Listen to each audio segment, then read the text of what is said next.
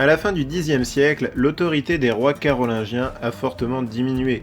En effet, les nombreuses guerres et invasions les ont fortement affaiblis.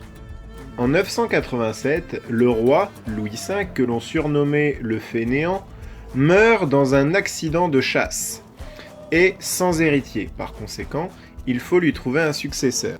Les seigneurs francs vont donc devoir élire un nouveau roi parmi eux, et c'est alors qu'ils se tournent vers Hugues Capet. Ce dernier sera alors sacré roi quelques mois après la mort de Louis V. Le sacre est vraiment un moment important dans le règne de Hugues Capet, car il va lui conférer une certaine légitimité en tant que roi. Alors pourquoi ? Tout simplement parce que le sacre est une cérémonie religieuse. C'est comme si Dieu choisissait Hugues Capet en tant que roi. De plus, durant le sacre, 2 reliques vont être utilisées. La première est la Sainte Ampoule, qui serait une fiole contenant une huile sacrée, qui aurait servi lors du baptême de Clovis. Donc cela lui apporterait déjà un aspect religieux, mais en même temps un lien avec la dynastie des Mérovingiens. La deuxième n'est autre que l'épée de Charlemagne, joyeuse, qui, là, le lierait avec la dynastie des Carolingiens. Cependant, le règne du Capet reste très difficile car il reste un seigneur parmi les autres. Il n'exercera son pouvoir que sur une faible partie du territoire que l'on appelle le domaine royal, qui est la partie en bleu sur la carte. Un célèbre échange illustre d'ailleurs très bien ce manque de pouvoir du Capet.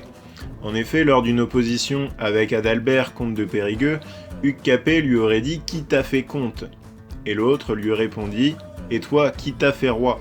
Ce qui prouve bien que là, Adalbert lui dit « Si j'avais pas été là, toi tu ne serais pas roi. » Donc cela prouve que Hugues Capet n'a finalement que peu de pouvoir vis-à-vis des autres seigneurs. Toutefois, Hugues Capet est bien décidé à établir une nouvelle dynastie, la dynastie des Capétiens. Pour y arriver, il va se servir du sacre. Rappelons-le, celui qui est sacré est choisi par Dieu. Par conséquent, il va décider de sacrer son fils roi de son vivant. De ce fait, lorsque Hugues Capet va mourir, son fils sera déjà sacré roi. Par conséquent, il aura une légitimité. Étant choisi par Dieu, personne ne pourra le destituer. Ainsi, grâce au sacre, les Capétiens vont réussir à établir une dynastie qui régnera pendant plus de 900 ans.